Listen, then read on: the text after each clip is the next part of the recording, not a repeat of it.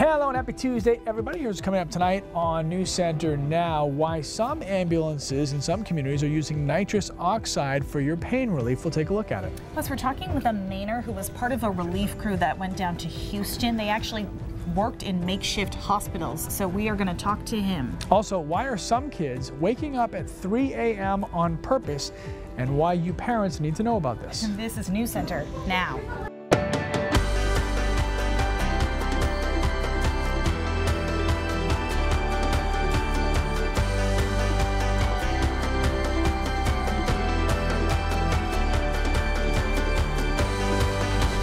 Hello everybody, welcome to News Center Now on this Tuesday. I'm Lee Goldberg. And I'm Amanda Hill. Okay, when you think painkillers, you probably think of opioids like fentanyl may pop into mind. And in Maine, fentanyl can be given to patients in ambulances if they have a traumatic injury. Yeah, but with our state in the midst of a major heroin epidemic, giving fentanyl for pain isn't always the best option. One of those alternatives is nitrous oxide, like laughing gas.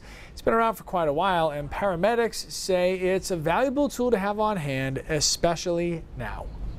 With Shawnee Peak just a few miles away, paramedics with United Ambulance in Bridgeton see their fair share of painful injuries.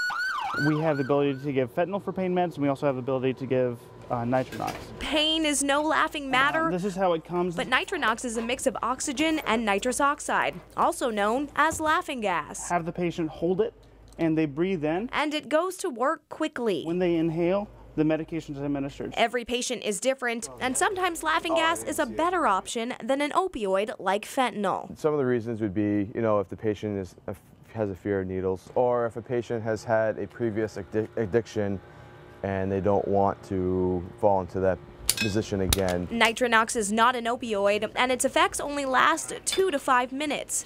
But you won't find it on all ambulances in Maine. Bridgeton says their Nitro NOx field unit costs close to $5,000. The state says carrying it is optional, and it can only be administered by a paramedic. We have an equipment list, a minimum equipment list that they're required to carry, but nobody is required to carry that particular medication. United Ambulance sees it as an asset, especially at a time when opioid abuse is all around. Having the ability to give them Nitro NOx is a great alternative to that. So we can still give them pain meds, and they can still be rest assured that they're not going to get that medication they're afraid of. Now, there is an upcoming protocol that the state has also said with the upcoming protocol change at the end of the year, advanced EMTs and paramedics will have the option of giving acetaminophen by mouth for pain control. All right, we've got severe thunderstorms that are rolling through our area. Lots of people have questions about Irma, and only one person has the answers to all of our needs. Keith Carson. This guy. Let's start with the thunderstorm, shall we? Because we got quite a few nasty ones starting to pop up over western and southern Maine, and just more stratiform rain up across the northern part of the state. This happens pretty much every time, right? Sebago Lake on the north side particularly getting hit hard with this thunderstorm. A lot of lightning with this one. So if you're anywhere in the path, which is on the way to Lewiston, by the way, you need to get inside because there's a pretty good chance of getting struck by lightning with this much lightning around. Another line back here coming through North Conway that will probably get into the Lovell area in the next half an hour or so. So we'll be watching these storms. They do have some hail, and they have some straight line winds with them. You can see the hail recorded there over the north part of Sebago Lake. They continue through the first half of this evening. They should be out of here by midnight, probably earlier, probably around 10 o'clock. And then tomorrow is a cloudy day with some showers, and those showers will continue, unfortunately, through Thursday. We'll talk about Irma, guys, and your full forecast in a few minutes. All right, thanks, Keith. The Food and Drug Administration is recalling a pacemaker because the software is vulnerable to hackers. The FDA says hackers may be able to switch off the devices remotely. Currently, 500,000 people have an Abitur St. Jude RF-enabled implanted pacemaker inside their body, helping their heartbeat. The FDA says anyone who has the pacemaker should reach out to their doctor because the FireWire can be updated to protect against hackers. So far, no one has reported injury or harm because of the cybersecurity problem. If you have one of these pacemakers or have questions about the recall, the FDA encourages you to call the number on your screen. There is also more information on our website. We're done. We're done. This shocking video of a nurse arrested for protecting the privacy of her patient is prompting change at the Utah hospital where it happened. Incident actually happened in July, but the startling body cam video just started going viral last week. Alex Wubbles was handcuffed and placed in the back of a cruiser after she refused to give a patient's blood sample to police. The police did not have a warrant. Lots of you reacted to this on social media, saying it's the hospital and the police department both at fault. Yesterday, both announced they will be making changes to their protocol. Alex conducted herself in a very professional manner, did everything she should, and should not have been subjected to arrest for doing her job. The nurses do not interact with law enforcement. The nurses who are caring for patients do not interact with law enforcement. We have house supervisors who are highly skilled and highly trained, and the police officers will interact with those individuals who know all the rules and laws, and we can work those things out together. Now, the Salt Lake City detective who arrested the nurse and one other officer are both on paid administrative leave. The mayor has already apologized for the entire incident. Definitely a big talker. Lots of people fired up about that last week. Yep. For sure. All right, still to come on Now. It's okay to ask a parent. It's okay to ask them. It's a way of sort of reducing stigma. Her child can require more attention in school because of his learning challenges, but she wants you to know that he's a great classmate if you give him a chance. Hear from this mother whose open letter is being read nationwide.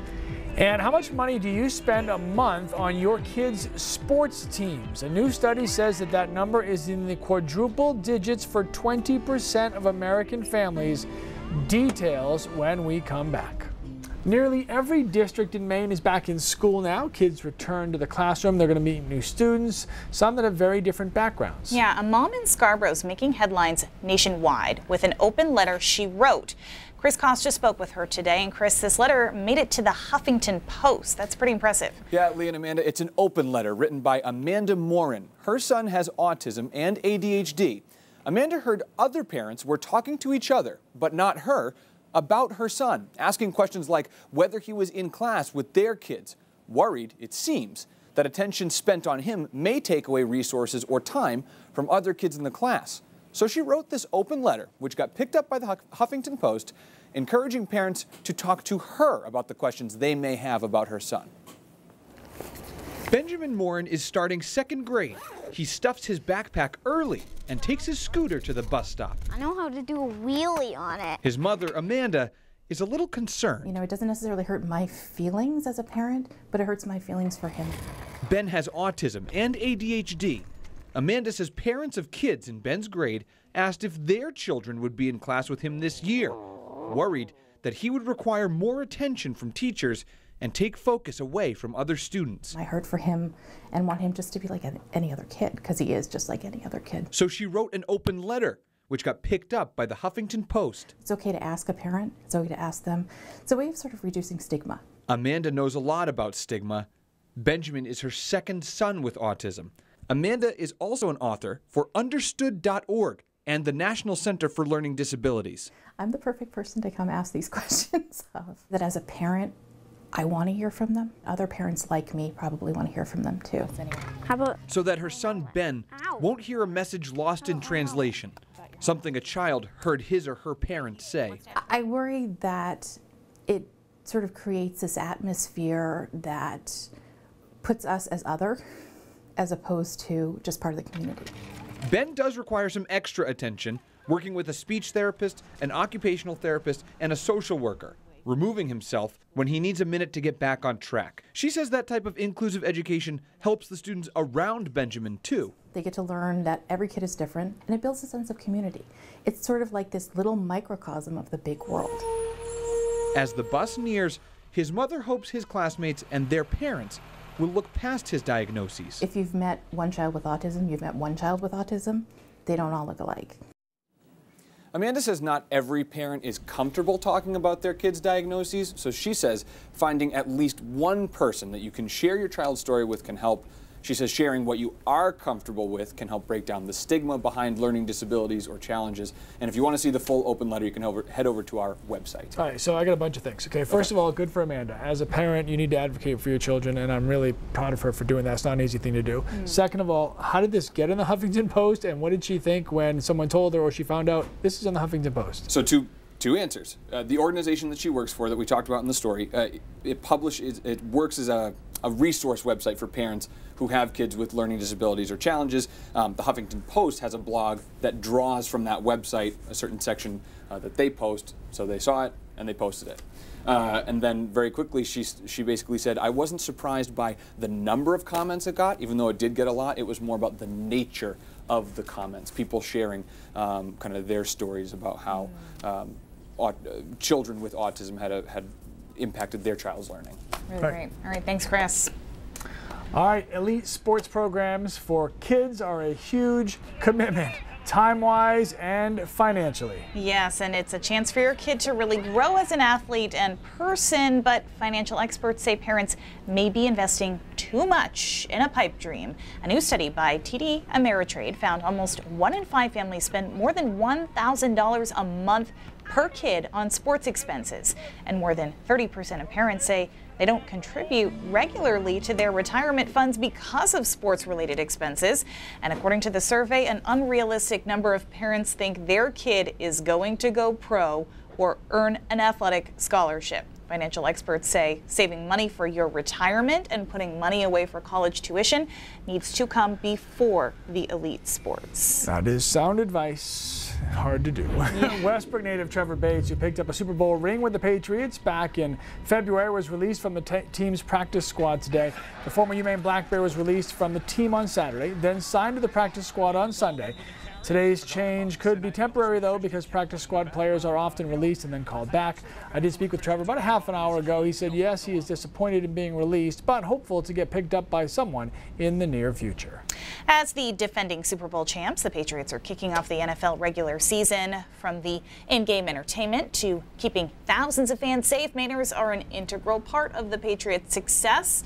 Hear their stories this Thursday. The Now team will be live in Foxborough starting at 4 o'clock with our Facebook Live, then on the air for Now at 5, then our special pregame show at 7 o'clock, of course, followed by the Patriots' home opener against the Kansas City Chiefs right here on NBC. But like the Patriots, no days off. We are right back to work after the game for an entire post-game wrap-up on Facebook Live. And when we come back, we're sitting down with one Maine paramedic just getting home from Houston. Like 8 hospitals that were out of service. They had to evacuate the hospitals. There was no coverage at all. So that region had no medical coverage. He shares his stories and photos from the devastation as his crew worked in a makeshift emergency room. And Keith's full forecast, and as he's telling you right now, everybody's talking about Irma when we come back. All right, the people in Texas have a long road to recovery after the damage done by Hurricane Harvey, but help has been pouring in, including from right here in Maine. A few paramedics, nurses, and engineers from local hospitals are just getting home from helping to set up an emergency department, a mobile one, in Houston, where relief just couldn't come soon enough. We caught up with one of those team members at his fire station in Scarborough. From Dallas to Houston uses about 2 to 3 hours in a personal vehicle. And with our convoy, it took us almost 12 hours to get to a location between the diversions and the flooding areas. We couldn't make that our destination. For 8 years, Nate Contreras has deployed to areas in need through the National Disaster Medical System. He was one of 5 medical professionals from Maine to join 1,000 others in Texas. I'm a paramedic. I'm also a nurse for Central Maine Medical Center's emergency department. His team moved into one of the hardest hit areas. So we went up and we set up a mobile field hospital. We show up with a bunch of tents, full equipment to run basically a mini ER. An incredibly overwhelmed mini ER. Probably 8 or 9 hospitals evacuated, so it's scary. I mean, especially when you have hundreds of patients in there. A lot of them are not mobile, and a lot of them are critical patients. So they're fortunate they were able to get the patients out. There was no doctors there to see the patients, so their patients were being treated at the paramedic level at the staging point. People were just showing up there for help. His team quickly learned they were offering much more than help for physical trauma. They were sort of a state of shock. Some of them, they said that they have nothing left. So we were fortunate that when we set up our field hospital, we had a church group come help us out a little bit with meals. So we were able to feed our patients, give medical care, give them a personal care kit from donations from the Red Cross and other organizations, and get them a pillow, and they were extremely thankful for even those minimal life supplies. and thankful for the help coming from all over the country. Working with a fire station or working in emergency medicine as a nurse, either way, you're still treating patients. It's just nice to be able to go help out when there's really in dire need. It makes a lot more sense to go do that too when you can. Now, Contreras and his team came home early, but they haven't fully relaxed because they are keeping an eye on Irma and her path, which could call them south pretty quickly. Yeah, it's when it rains, it pours. You know, it's we went so many years without major hurricanes. We can get 2 back-to-back here. I think we're going to with Irma, so we'll talk about that in a second. Meanwhile, locally, getting some reports of trees down in Baldwin. There's some nasty cells out there across western parts of Maine and moving into Lewiston. You can see where the severe storms are. Let's zoom on in right now, and you can see that this is the cell that we're watching. Lewiston getting pounded right now. They're going to continue to do so for the next 15 to 20 minutes. A ton of lightning with this, so very dangerous in that regard. Some hail and some gusty winds. Another line moving through on its way to Bridgeton, eventually into Paris. At the moment, we haven't seen much of anything along the coastline or anywhere else in the state. It's been right towards the Sebago area and into the 95 belt there. So we'll continue to watch that. Hail is being picked up and the cells are still backing through New Hampshire. All of this is associated with a cold front. That front, although it fizzles a bit, sticks around through the day tomorrow, giving us a mostly cloudy day with some thunderstorms once again on Wednesday. And then Thursday, early with the rain, but we clear out in the afternoon. So we basically got Wednesday, a good deal of Thursday, cloudy with some showers before we fully clear out for Friday. And the weekend looks decent under a kind of a weak ridge of high pressure. Hour by hour forecast showing you these showers and thunderstorms continuing around 10, 11 o'clock tonight. They should be done by midnight. But tomorrow, we've got a lot of clouds around and showers kind of moving in from southwest to northeast throughout the day. It won't be raining all day, but they'll be around. And then here we are Wednesday night, Thursday morning, some heavy downpours early in the day on Thursday, and then we clear out for Thursday afternoon into Thursday night. Here's Irma that Amanda just mentioned. Take a look at this thing. This is just picture perfect hurricane. Unfortunately, it is a Category 5, very good structure on it, and it continues to move to the north and west. We'll talk more about that in just a few minutes in Raindrops. Until that, we do have a wet pattern tomorrow and the first half of Thursday.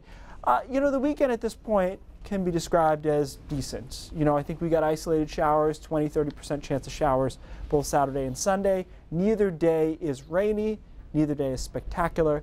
What a switch, though, if you look at this Sunday was one of the worst days we've had all summer. And then we flipped around and it's hot and humid again today. Right, you have Kinda 5 crazy. seconds to answer this internet question. Are female hurricanes worse than male hurricanes? No. And actually, they don't like it when you call them she's anymore. Okay. It's kind of out. Someone asked. Yeah. Asked and answered. Thank you very much. Okay. Sometimes they're good, clean fun. Sometimes they're downright dangerous. Internet challenges are very popular with teenagers, but they can really quickly go viral. Yeah, this new YouTube craze called the 3 a.m. challenge has kids as young as kindergarten sneaking out of the house in the middle of the night to look for paranormal activity. Savannah Levins reports.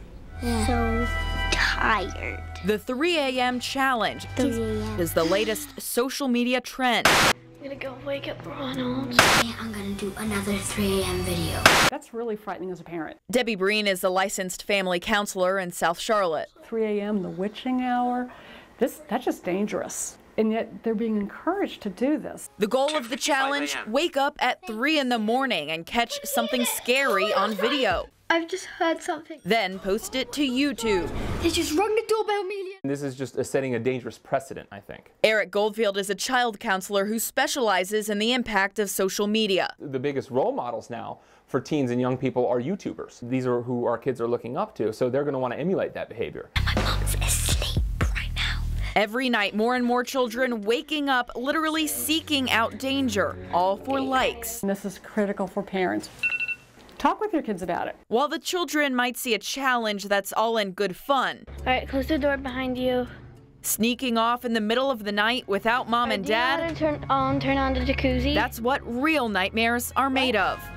Just because everybody else is allowing their kid to go wander the neighborhood at 3 a.m., be okay with saying no. Yeah, I'm okay with saying no. Yeah. No, my kids will not be doing that. Right. Ever. So, just in case you wondering. Oh, by the way, that was Savannah Lewis reporting from our sister station out in Charlotte, North Carolina. Now, experts say talk to your kids about this challenge. Whether or not you think they're sneaking out at 3 o'clock in the morning to go do this, have the conversation, be super clear. Not going to happen in your home, and then you don't have to worry about it, hopefully. It seems really foolish that this is, you know, it's common sense that you would say to your kid, hey, don't go out at 3 o'clock in the morning, but it's funny that that's the advice. Literally talk to your children and say, don't do this. Well, if it's the hot thing on the internet, the kids want to be part of that. Right. So there's the draw. All right. We're going to take a quick break. Brain drops when we return.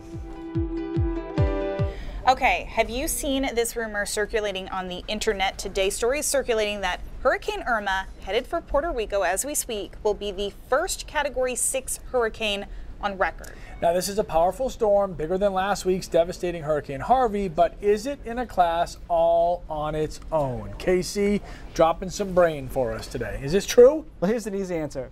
There's no such thing as a Category 6 hurricane. Oh, good night, everybody. So that's it. It's over. It's really that simple here. And here are the categories on the scale and the wind speed in miles an hour. And the things to remember about this is people get really fixated on either Category 4 or Category 5, and the damage is catastrophic regardless. So let's just go up the chain here. You can see Category 2, those are pretty damaging. Most of the time houses still stand through those. When you get into Cat 3, you've got bigger problems. It's not quite the major hurricane status, where you're going to start to lose some structural elements from your house, including parts of your roof. This comes down to home construction at this point, usually. Cat 3s show you who the good builders were and who the fast builders were. Now, Cat 4, you're losing the roof. A lot of times you can lose most of the frame of a house. And Cat 5, you've got storm surge, and the house is usually pretty much gone. So there is no such thing as a Category 6. And if anybody had a case for having a higher end hurricane, it wouldn't be the United States, it would be the Western Pacific. Out towards Japan, they have some super typhoons that have sustained winds over 200 miles an hour. So they would be the only ones, but there's no such thing as a Category 6. Quickly, I want to talk to you about Irma and where it's going here. That's Irma in the blue. See this big red area here? Big ridge of high pressure. That's what's blocking it from impacting Maine in any way. It cannot gain any northern latitude into that ridge of high pressure. So that's the good news for us. The bad news is you can see the direction that this thing is drifting under that high, and here are the latest computer model plots for it. And if anything, as I mentioned to you guys during Facebook Live, let's not write off Savannah, Georgia, Charleston, South Carolina. Be focused on Florida, and that makes sense because even most of these paths at least hit it, but it's still a possibility in through the Carolinas. One last thing, almost all the reliable guidance up until landfall has it at least at a Category 4, and as you just saw, that's enough to destroy a lot of houses. Not great. All right, guys, thank you very much. Appreciate that. News Center 530 starts right now.